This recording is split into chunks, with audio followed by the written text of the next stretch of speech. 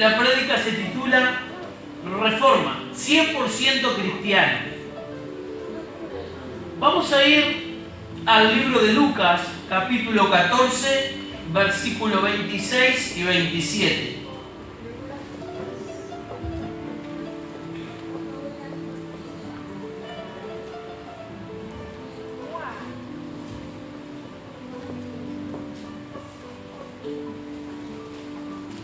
Y después vamos a saltearnos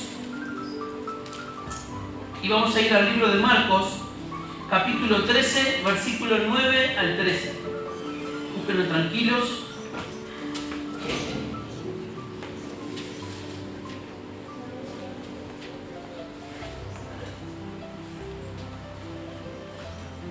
¿Lo tienen? Vamos a ir a Lucas. Y dice así: si alguno viene a mí y no aborrece a su padre y madre y a su mujer e hijos, a sus hermanos y hermanas, y aún hasta su propia vida. A ver, repita conmigo esa última palabrita allí.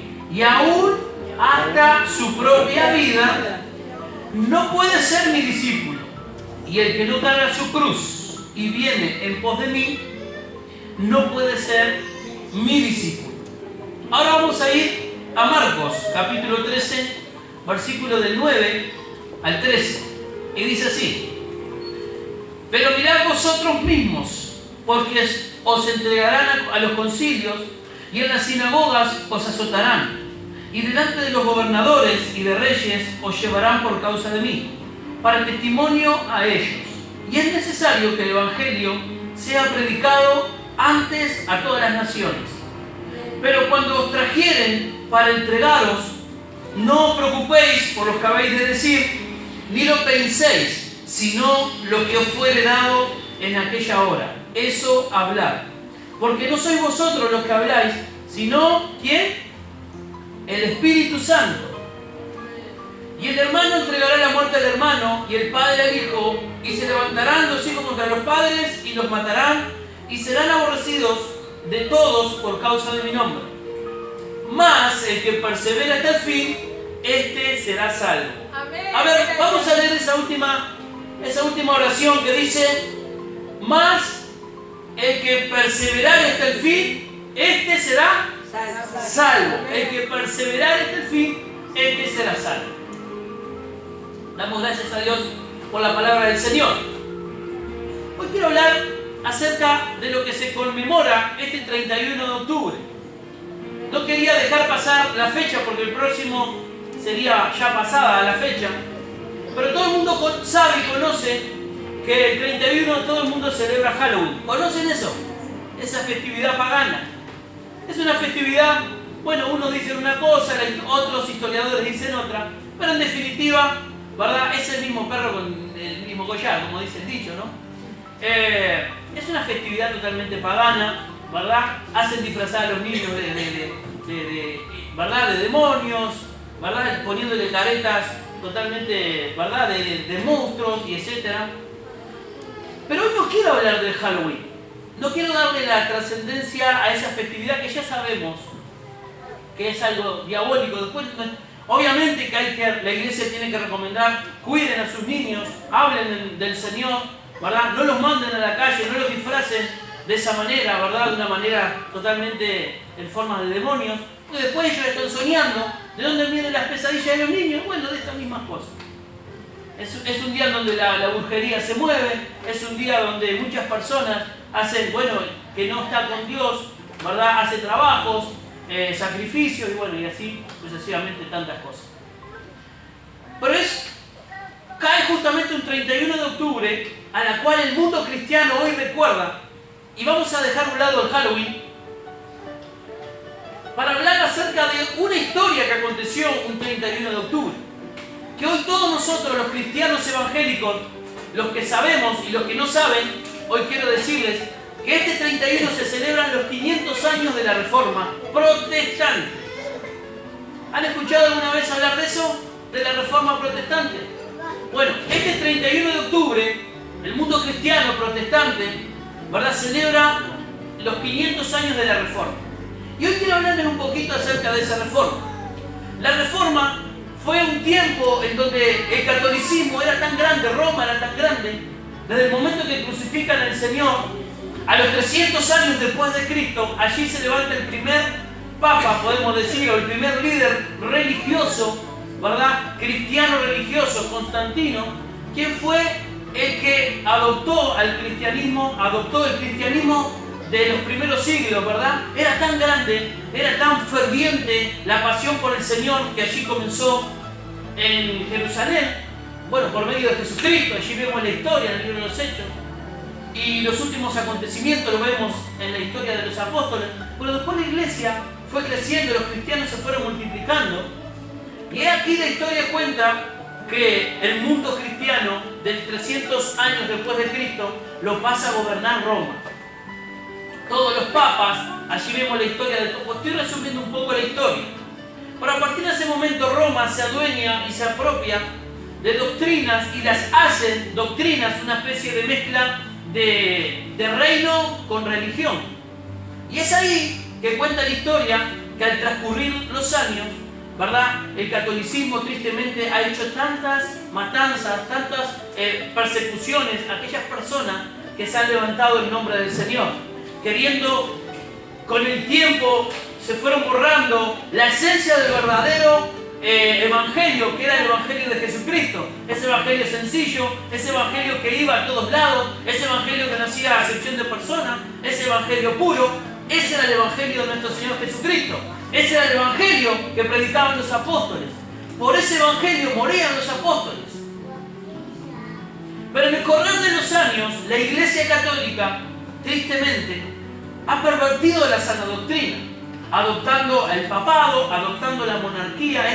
Era un gobierno mundial, era un poder mundial. Y podemos decir, que tiene mucha influencia hoy en el mundo.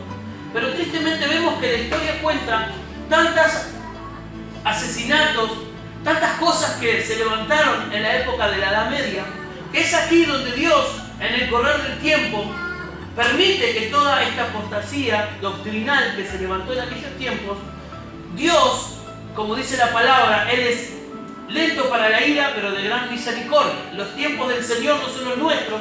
Entonces Dios permitió que todo eso que se levantó en los tiempos de la Edad Media, del 300 después de Cristo en adelante hasta el 1500, o podemos decir hasta el 1300, a partir de esos tiempos Dios comienza a levantar personas fervientes en el Espíritu Santo, cristianos verdaderos, que fueron los que hoy la iglesia, que hoy evangélica, cristiana, protestante, como usted quiera llamarle, hoy nos estamos acordando, ¿verdad? En este mes de octubre nos estamos acordando de aquellos valientes que dieron la vida y que se levantaron en medio de una apostasía tan grande como fue la apostasía de la Iglesia Católica Apostólica Romana. Personas que dieron la vida, personas que Dios levantó en esa época en medio del catolicismo, ¿verdad? Curas, o podemos decir sacerdotes o monaguillos, que Dios levantaba en medio de esa perversa doctrina. Dios levantó personas de renombre, personas llenas del Espíritu Santo, a la cual hoy nosotros, aquí como iglesia, somos parte de ese movimiento. Por eso hoy recordamos 500 años de la Reforma, porque Dios hace 500 años atrás y un poquito más, Dios comenzó a levantar hombres que empezaron a pelear contra doctrinas que estaban fuera de la voluntad del Señor.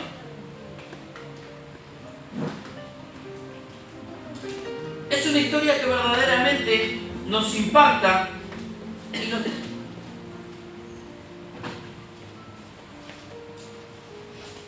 y somos parte de esa siembra que esos siervos de Dios hicieron. Y yo quiero hablar un poquito de historia.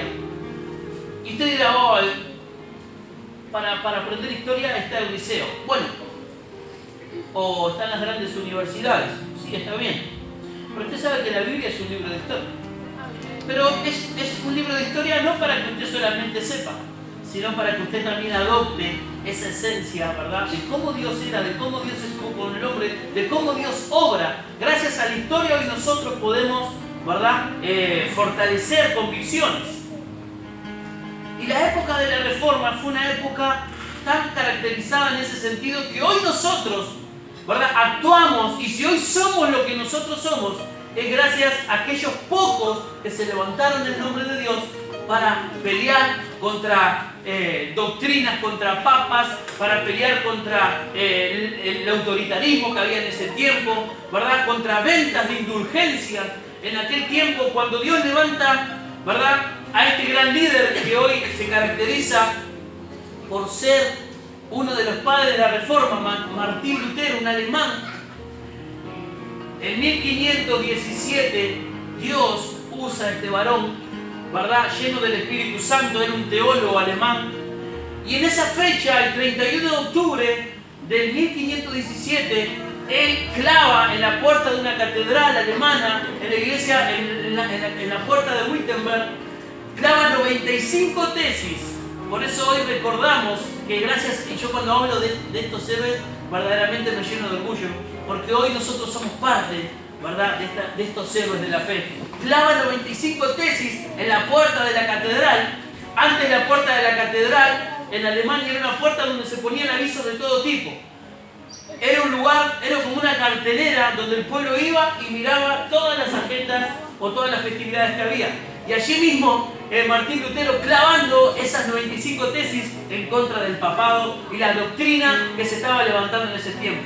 Indulgencias, un papelito que decía, si tú compras, ¿verdad?, si tú compras este papelito, si tú compras esta indulgencia, tú vas a ser salvo. Tú te vas a salvar del purgatorio. El purgatorio era un término medio. Cuando tú morías, ahí tu alma iba a ir a ese purgatorio. Pero si tú pagabas ese papel, esa indulgencia se le llamaba, tú cuando fueras a ese lugar, a ese purgatorio, ibas a ser purgado, ibas a ser libre, ¿verdad?, de la condenación del infierno. Tú pagabas tu salvación. Entonces Martín Lutero en ese momento y otros que Dios levantó en esa época se empezaron a dar cuenta que esto no era la voluntad de Dios. Que esto no era el plan de Dios.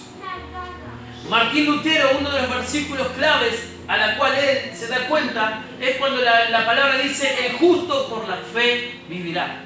Amén. Esa palabra llegó justo a tiempo cuando Martín Lutero se da cuenta. Él era un monje, ¿verdad?, en Alemania. Y cuenta la historia que Dios comenzó a ver su corazón respecto a dónde él estaba metido. Entonces, ¿qué hizo? Empezó a leer la Biblia y empezó a estudiar la Biblia. Porque antes no era muy común que la Biblia la tuviera cada persona, cada cristiano. No era algo común como ahora, que es una bendición, que cada uno de nosotros podemos tener una Biblia. Antes solamente los papas, solamente los sacerdotes, solamente los jerarcas de la Iglesia Católica solamente tenían esa Biblia, y era una Biblia en latín. Nadie tenía acceso a esa Biblia. Entonces Dios se da cuenta de la pobreza espiritual de la época y Dios tiene que hacer algo. A partir de ese momento nacen estos grandes siervos de Dios. Y permítame leerles un poquito, porque para que usted conozca un poco la historia de cada persona que Dios levantó en diferentes lugares del mundo. Y uno de ellos fue el primero, Pedro Baldo.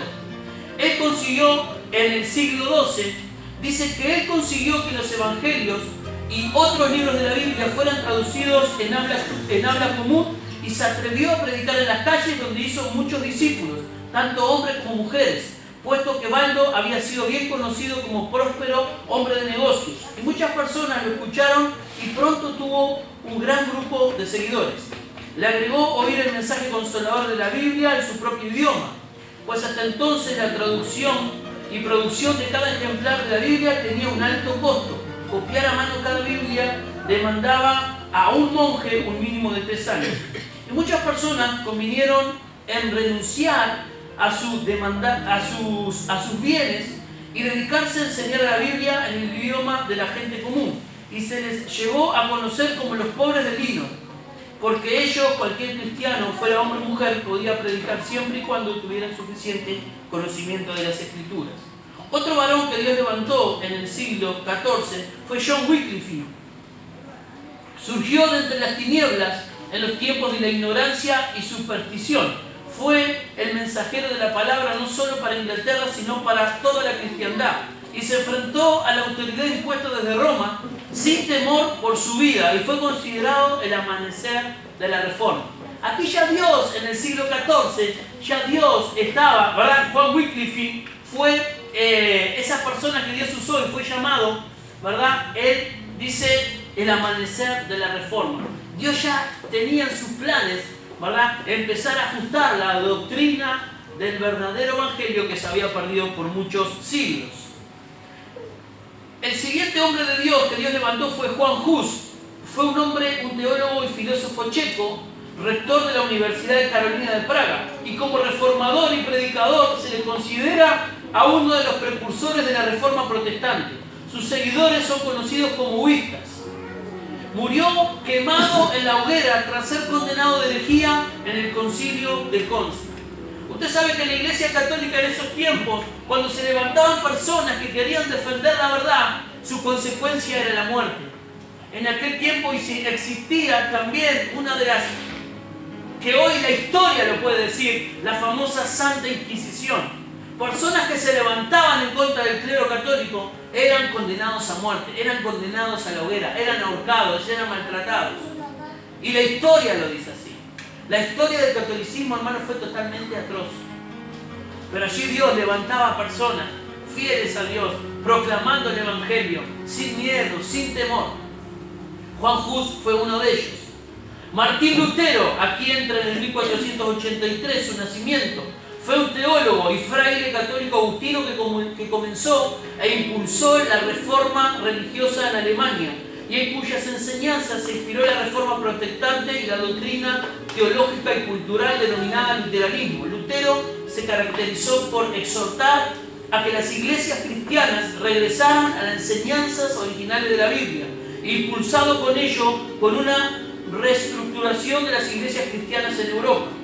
Otro hombre de Dios, Ulrich Zwinglio, fue un líder de la Reforma Protestante suiza y fundador de la Iglesia Reformada en Suiza.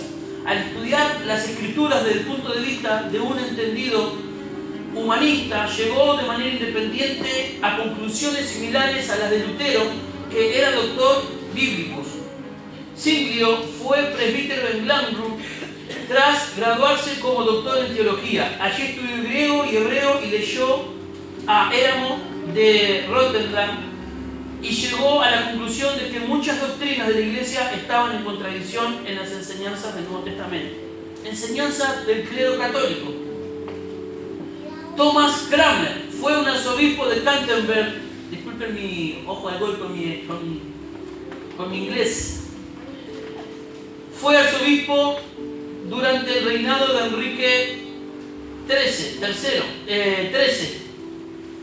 en medio de la ruptura de Roma y de la Iglesia de Inglaterra, y fue enjuiciado por alta traición de herejías después del ascenso de la católica María, encarcelado durante más de 2 años y bajo presión de las autoridades eclesiásticas.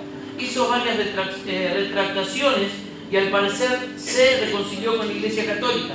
Sin embargo, en el día de su ejecución se retractó de sus palabras en la cárcel y pereció como un hereje para los católicos y como mártir para los reformistas ingleses. William Tyndale era un estudiante inglés destacado en griego y latín y llegó a ser una figura clave en el movimiento de la Reforma Protestante durante los años posteriores a su implantación. Es reconocido por haber traducido la Biblia al griego y hebreo y además imprimirla en inglés.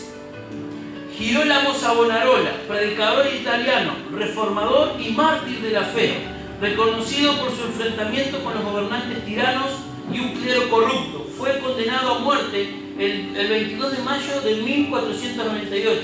Acusados de herejía, fueron ahorcados al día siguiente. Inmediatamente después de la ejecución, su cuerpo fue quemado. Sigo, un poquito más.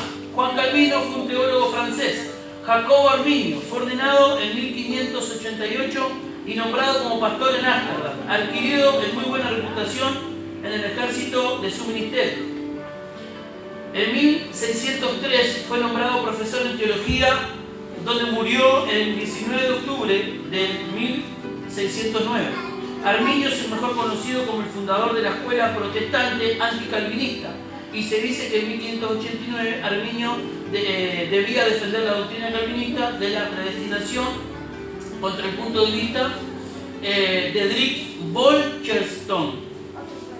Pero Arminio concluyó que en el punto de vista calvinista era insostenible e introdujo modificaciones hacia el mismo. Nosotros venimos de este hombre, varón, de este hombre Jacobo Arminio. La doctrina que la Iglesia Metodista Libre hoy tiene es parte de la doctrina de este varón Jacobo Arminio, ¿verdad? Casidoro de Reina.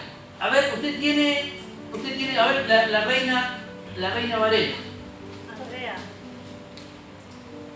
Andrea la tiene.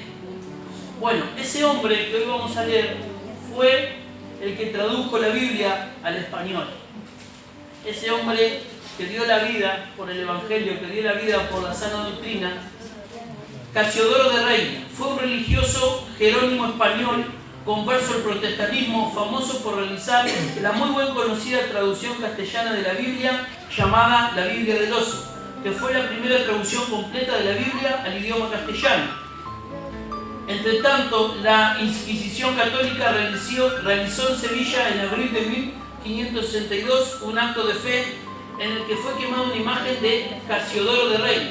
Sus obras fueron incluidas en el llamado Índice de los Libros Prohibidos y fue declarado heresiarca, que significa jefe de los herejes. Así nombraban los católicos aquellos que predicaban la verdad del Señor, herejes. Cuando alguien hablaba la verdad del Señor y la Iglesia Católica era impactada por esa verdad, te llamaban y te tildaban como hereje. Y los herejes iban a la horca, iban al fuego, tenían que morir. Y así Juan Wesley, en el año 1738, compartió con sus amigos la experiencia de la santificación, experiencia del corazón ardiente, ya que su creencia era que una vida disciplinada hacía que uno agradara a Dios. Por lo tanto, los moravos y el comienzo a orar porque John sea santificado. Tiene la experiencia y fue usado por Dios en un nuevo tiempo de avivamiento y de mover del Espíritu Santo. Según los teólogos, los siguientes patrones son evidencias del avivamiento. Aquí tenemos un ejemplo de el que hoy tenemos como líder, ¿verdad?, y fundador del metodismo, Juan Wesley. Dice que parte de sus evidencias y de sus patrones eran la oración intensa, la predicación poderosa de la palabra, las manifestaciones sobrenaturales, la conversión de la gente y el cambio social. Esto fue lo que caracterizó la vida de Juan Wesley. Y para resumir, todos los reformadores, todas las personas que Dios usó en ese tiempo, ¿verdad?, los grandes pilares de la reforma son la sola escritura, solo por medio de la escritura. 5 pilares de lo que Dios comenzó a armar en ese tiempo, que iban en contra del clero del Papa. Solo la escritura, solo por la fe en Dios salva, solo por la gracia, solo Cristo o solo a través de Cristo y la gloria solo para Dios. Esos eran los 5 pilares, ¿verdad?, que Dios levantó, esos 5 fundamentos que los cristianos, al levantarse en medio de levantar esos hombres que dieron la vida por el Evangelio. Y usted sabe que todo esto, toda esta historia que acabé de contar, es historia. Es fundamental que nosotros la sepamos, pero también esa historia nos tiene que a nosotros llenar de orgullo, porque si hoy nosotros somos los que somos, si hoy nosotros predicamos de este Cristo, o tenemos la Biblia, tenemos las enseñanzas, fue gracias a aquellas personas que Dios levantó para formar la Biblia, para traducir la Biblia, para ir en contra de las atrocidades doctrinales que había en ese tiempo, personas que dieron la vida, que estudiaron. ¿Saben cuál fue el fuerte de la doctrina? ¿Saben cuál fue el secreto de todo, en medio de todo esto? Haber leído la Biblia, haber estudiado la Biblia. Estos hombres de Dios eran caracterizados ¿por qué? Porque ellos estudiaban la Biblia, ellos comparaban versículos con versículos, no se quedaban conformes, porque ellos, al ver lo que ellos les enseñaban y al ver sus actitudes, por ejemplo, Lutero dice que cuando fue a Roma se llevó tremenda sorpresa. Se vino totalmente desilusionado al ver todo, ¿verdad?, esa monarquía, al ver que estaba todo lejos de la voluntad del Señor. Indulgencias, personas que con actitudes de hechos, queriendo ganar el cielo, autoflagelándose, personas queriendo ganar la salvación mediante obras, era lo que se decía en ese tiempo. Cuanto más tú obras, más salvación vas a tener de parte de Dios. Por eso Dios tuvo que levantar ese tipo de personas. Y hoy esa historia a nosotros, ¿verdad?, nos habla y nos enseña de que tenemos que estar atentos. ¿Qué nos habla toda esta historia? ¿Qué nosotros adoptamos de esa historia? A saber discernir en qué tiempo nosotros estamos viviendo. ¿Qué nos habla? ¿Qué adoptamos de esa historia? Que nosotros tenemos que leer la Biblia, que nosotros tenemos que estar atentos con la palabra del Señor, que no podemos conformarnos, ¿verdad?, con palabras de un pastor, ¿verdad?, o de pastores famosos que hoy Dios está levantando. Tenemos que conformarnos con leer las Escrituras, con saber lo que Dios, ¿verdad? La Biblia hoy tenemos el acceso directo de la palabra de Dios. Cada uno tenemos una Biblia, hasta los niños. Es una bendición saber que los niños tienen Biblia. Pero esas son cosas que nosotros tenemos que entender. A no avergonzarnos del Evangelio. Aquellas personas dieron su vida por el Evangelio, pelearon batallas, sufrieron naufragios. No solamente fueron personas de las épocas bíblicas, fueron personas hace 500 años atrás, hace 600, 700 y muchos años atrás. Personas que verdaderamente amaban al Señor, padecieron persecuciones, muchos murieron por causa del Señor. Entonces esta historia o la palabra del Señor nos tiene que motivar y a saber valorar lo que hoy nosotros tenemos por delante. Este título llamado cristianismo, este título llamado discípulos del Señor, este título que nosotros tenemos como iglesia, nos tenemos que sentir orgullosos en nuestro corazón, en todo nuestro ser, de ser parte de un movimiento tan grande, de ser parte de un movimiento de que muchos dieron la vida y hoy nosotros, si estamos sentados aquí escuchando con un alto privilegio la palabra de Dios, este libro trajo sangre, trajo persecuciones, trajo tiempo, trajo inversión. Muchos dieron la vida, ¿verdad? Porque ellos estaban pensando, ¿verdad? Dios estaba pensando en este tiempo, en este presente y en el futuro. Dios está pensando, Dios comienza a armar el rompecabezas de todas las cosas y Dios está haciéndonos acordar de que la palabra es viva y es eficaz. El cielo y la tierra pasarán, dice la palabra, pero mi palabra permanecerá para siempre.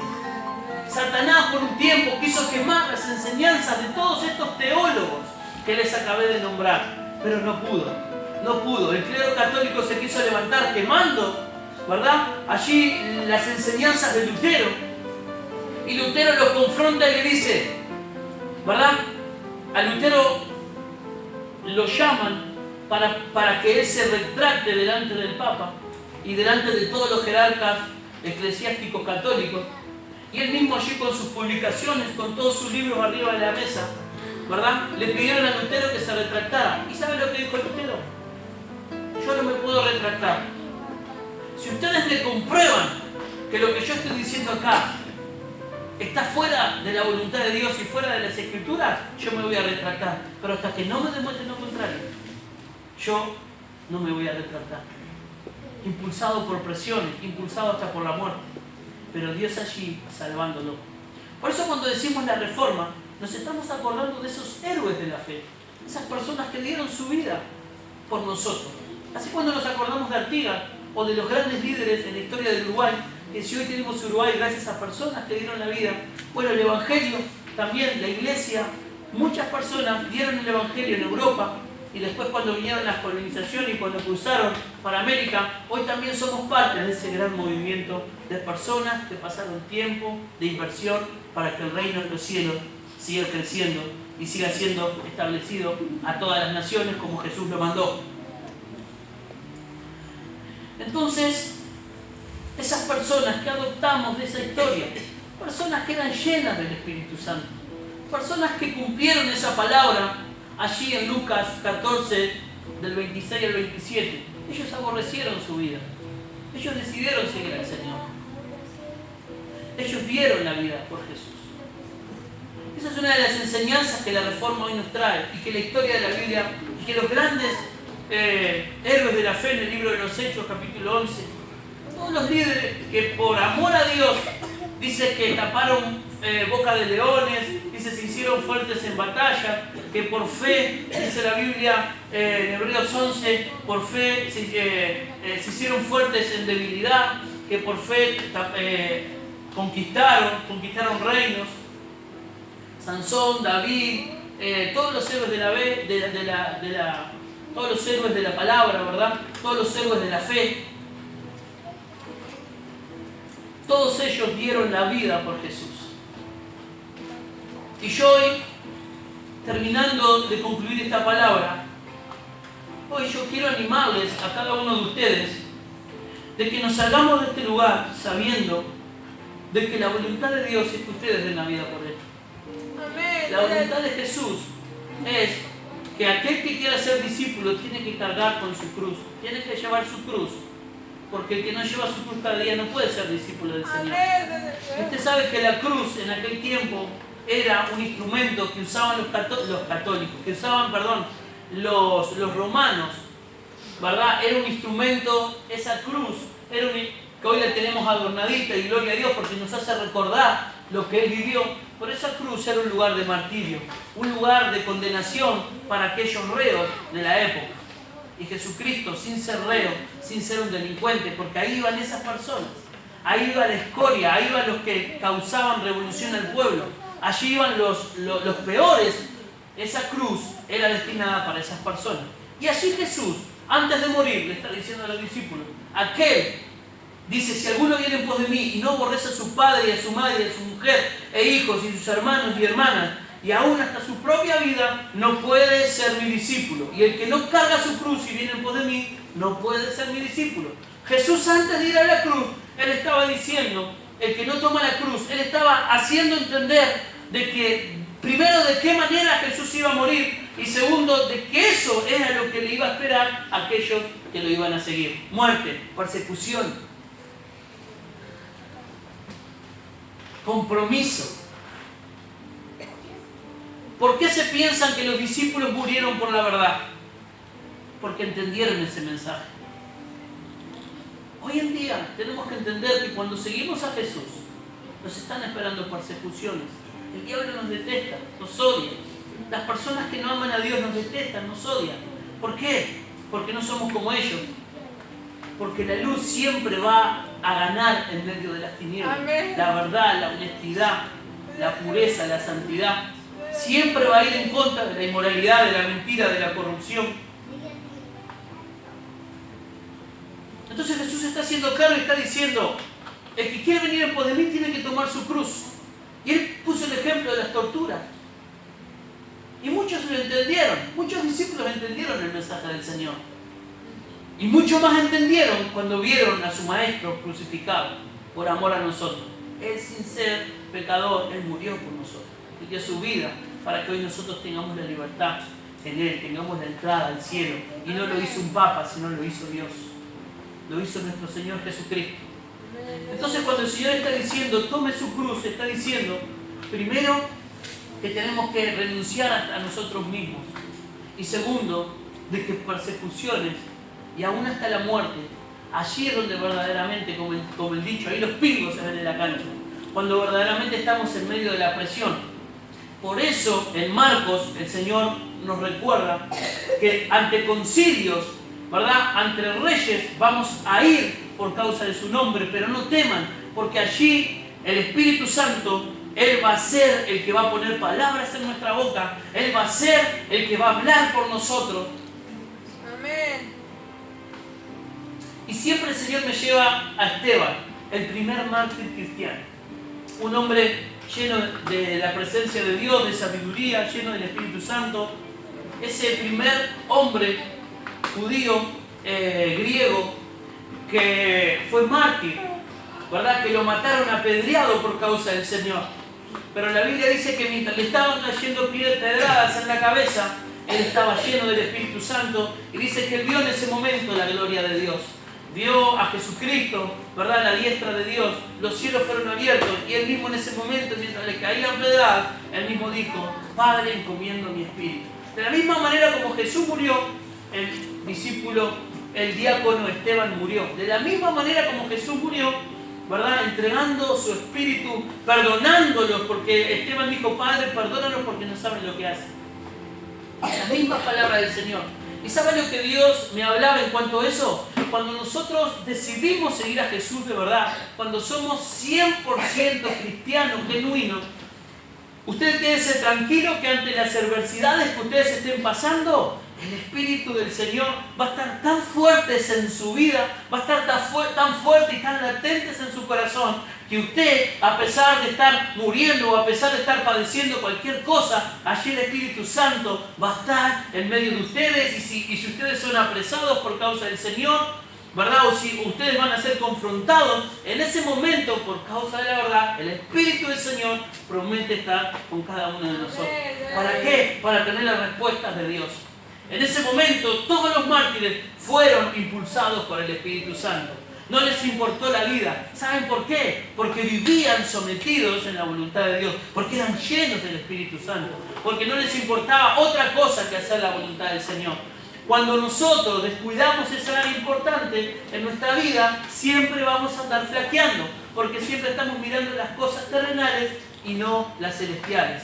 Por eso el Señor siempre nos invita a mirar y hacer tesoro en el cielo y no en la tierra.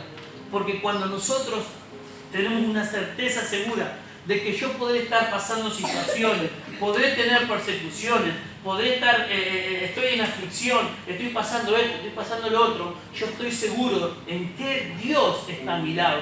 Yo sé que Dios el día de mañana, Él va a proveer, ¿verdad? Él me va a salvar, Él me va a rescatar. Aún hasta la muerte, ni la muerte va a poder retener nuestra vida, porque nosotros somos del Señor. Entonces es una palabra, cuando decimos reforma, cuando decimos los 500 años de la reforma, decimos héroes de la fe que dieron la vida por el Evangelio, personas intelectuales, personas que se esforzaron, personas que predicaron, que conquistaron y que marcaron la historia. Y así hoy el Señor quiere hacer con la vida de cada uno de ustedes. Imagínense en este tiempo 1000 Martín Lutero. Imagínense 1000 Juan Wesley, personas con ese espíritu ferviente, un espíritu de avivamiento. Imagínense personas así de ese calibre. Imagínense lo que sería el mundo hoy. Ya Cristo ya vendría, porque ya con la potencia, ¿verdad?, ese poder que tenían esos hombres inspirados por el Espíritu Santo de conquistar, de vencer, de influenciar con la palabra del Señor. Y de eso, imagínense, mire, ponga la iglesia, mira, ponga así, vamos a ir por orden. Moisés, los jueces, los profetas, Jesucristo, los apóstoles, la iglesia. Y hoy los reformadores, los que se levantaron en contra del paganismo, en contra de las herejías católicas que había en ese tiempo. Y hoy nosotros somos parte de ese movimiento. Dios en este tiempo también quiere seguir levantando personas así, personas valientes. De ahí viene el término protestante. Usted es un cristiano protestante. ¿Por qué protestante? Por Martín Lutero y por todos los que protestaron contra el clero católico. De ahí viene la palabra protestante. Pero no solamente se califica un protestante por Lutero, sino por defender las verdades del Señor. Por eso a nosotros muchas veces, cuando escuchamos cosas, usted quizás nos va a ver un poquito medio desacataditos, ¿verdad? O cuando escuchamos algo de ciertas enseñanzas, ¿verdad? Lutero allí vio totalmente depravación y vio negocio, porque parte de la Basílica de San Pedro fue construida por esas personas que pensaban que comprando un papelito se iban a hacer salvos. Y así gran parte se hizo en la Basílica de San Pedro, con el dinero de aquellos que no sabían y no conocían la palabra del Señor. Hermanos, dos preguntas para terminar. ¿Estás dispuesto a seguir a Jesús? Amén. ¿Estás dispuesto a dar su vida por Él? Amén. Esa es la pregunta que hoy quiero compartir con cada uno de ustedes. Amén. ¿Estás dispuesto a seguir a Jesús de verdad? Gloria a Dios. Sí. Jesús no es religión. La voluntad del Señor no es que estemos bien, solamente estemos bien prolijitos los domingos, vengamos, nos sentamos. La voluntad del Señor es que tenemos una tarea. Tenemos mucha gente que ganar para el reino de los cielos. Amén. Tenemos que ser esas personas que marcan la historia. Somos personas que marcamos historia.